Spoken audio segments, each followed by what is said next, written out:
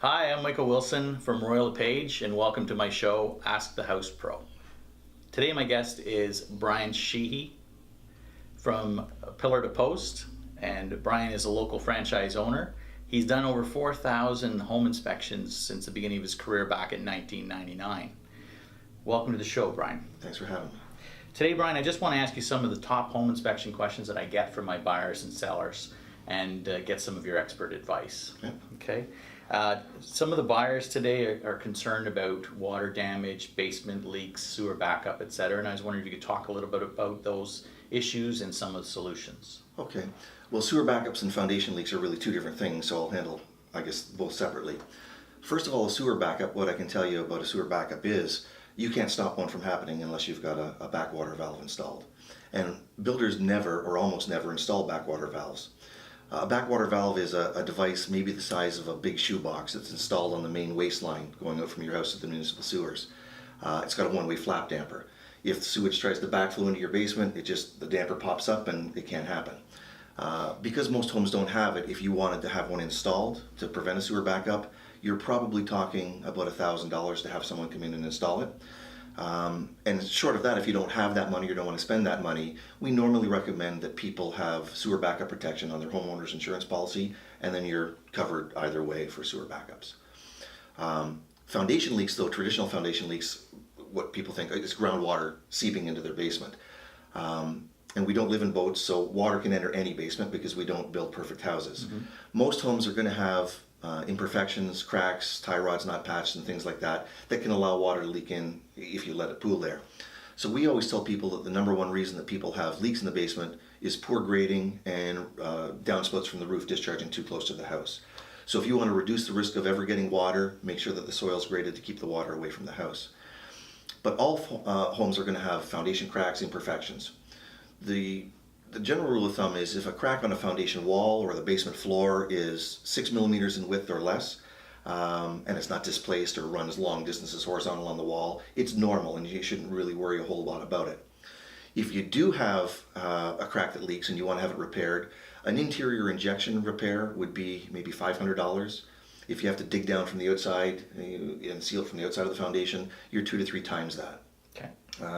Now, from a standpoint for people, what to look for if you're in a house, if you're in a basement, you want to know whether it's got a history of leakage. Common sense should prevail. Does the basement smell damp or musty? Is there staining or efflorescence, a white powdery substance on the walls?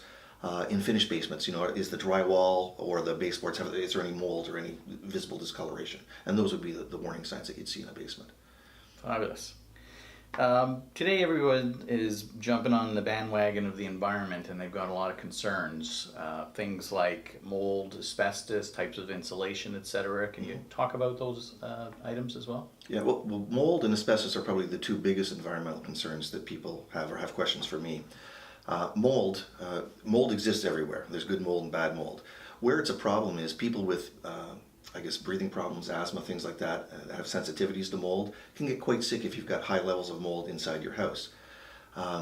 If you want to reduce the risk of having mold or the amount of mold in your house, a few common sense rules should apply. Keep the house well ventilated, clean up leaks, spills as quickly as you can. Try to keep fibrous materials like carpets out of bathrooms or traditional wet areas. If you do have mold in your house, most mold is fairly easily handled by the average homeowner with simple over-the-counter cleaning materials. So if you've got a little bit of mold in your shower stall in the caulking or around a window because it had a little bit of a leak, if you get on it and clean it up right away, it's not really a big deal. The general rule of thumb is if you've got 10, 15 square feet of mold or less in your house, the average homeowner can take care of it himself with a little bit of education. And if you've got a lot of mold, then you're really looking at having a professional company come in. Things that are areas that people don't get to see are where we find problematic mold, basements that leak a lot, or let's say attics that aren't properly ventilated or insulated. Now asbestos, for example, is a different story. People are worried about lung cancer, mesothelioma, things like that. From a time frame standpoint, if you've got a house that was built, say, 1980 or earlier, you have a chance of having some sort of asbestos products in your house because it was a durable material, it was heat resistant, it was fire resistant, it was easy to use in construction. different types of products that you could have that may contain asbestos if your house is that age. Vermiculite attic insulation, when you talked about attic insulation, is a product. Heating duct or boiler insulation wraps, old floor and ceiling tiles, siding, wall compound, shingles, even caulking might have it. But what you need to know about asbestos is, if it's in good condition, if it's solid like a piece of paper or whatever, it's not going to hurt you. It's only when it's damaged, friable, airborne. Once it's in your lungs, it can cause problems, and if it's not airborne, it's not a problem.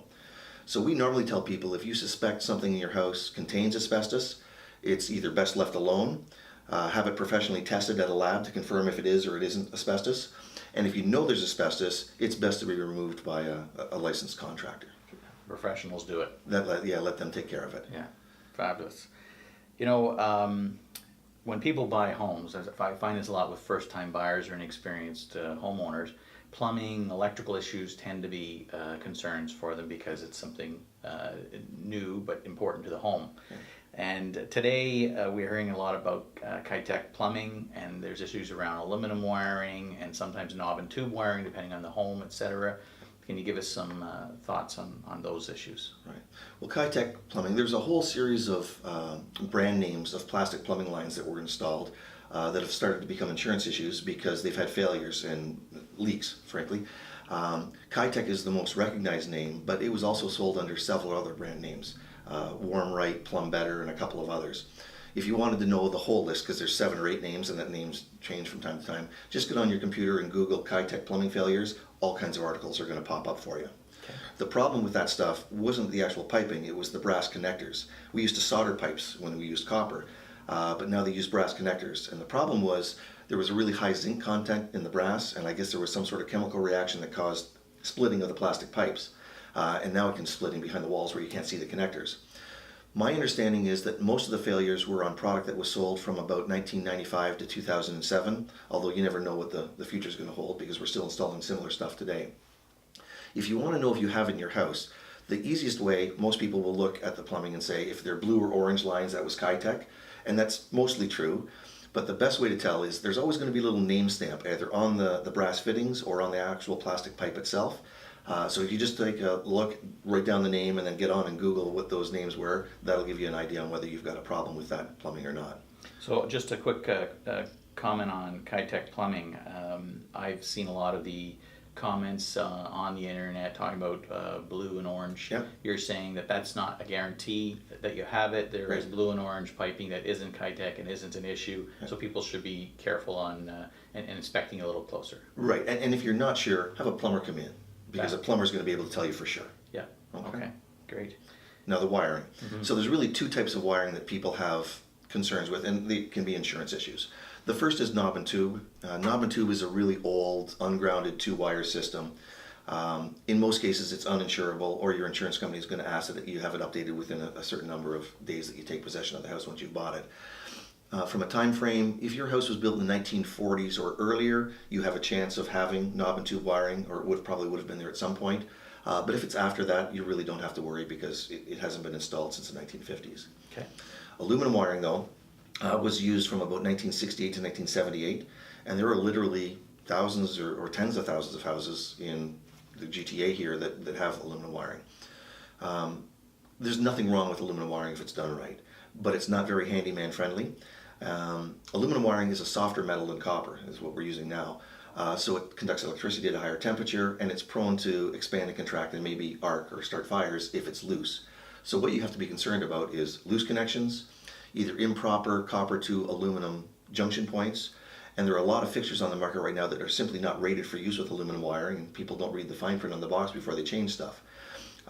So the best advice is if you've got aluminum wiring, have an electrician come in, do an evaluation, tune up, and make sure that everything is tight, the connections are proper, and you've got the right fixtures. And if that's all done, then you really shouldn't have to worry a whole lot about it. Just leave it to the professionals. Okay.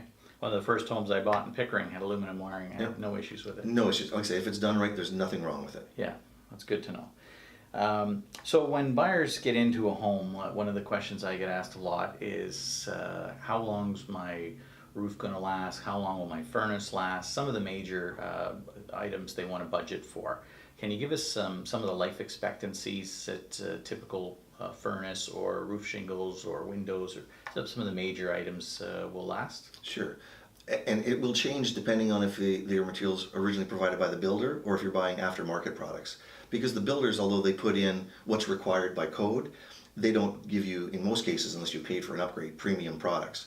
If you're buying an aftermarket product, they'll last longer to what the manufacturer's specs are. Generally, though, a house is going to go through a life cycle of about 20 years. So most major components put in by the builder are supposed to last somewhere between 15 and 25 years. Builder grade components like shingles, furnaces, and things like that are going to last sort of at the low end, around 15 years. Wood windows aren't going to last more than 10 or 15 years unless they're really well maintained. So if you've put a budget of between 15 and 20 years in for major components like roof, like the HVAC equipment, your plumbing fixtures, that's a safe bet. If you've bought premium aftermarket products, you can often get 20, 25, or even more years depending on what you've spent to put those in. Okay. That's good to know, because people are running the budget after making this huge purchase, so they want to get their nice appliances first, I guess. So. And what we normally tell people is that when you buy a house, although you may not spend money every year, if you budget about 1% of the purchase price of the house annually for maintenance and repairs, when the time comes that you need a roof and it's 3 years worth of budget, you've got that money put away. Great suggestion. Brian, people will sometimes ask me, do I need to do a home inspection or not? And I never make that decision for them. I'll give them reasons why people do it, but it's sometimes nice to hear from an expert like yourself. What would you say would be the number one reason a buyer should have a home inspection when they buy a home?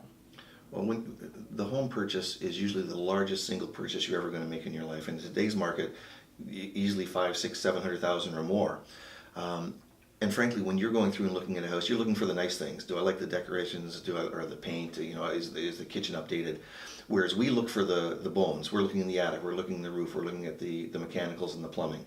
And when you spend that kind of money, a home inspection is a small price to pay to protect your investment.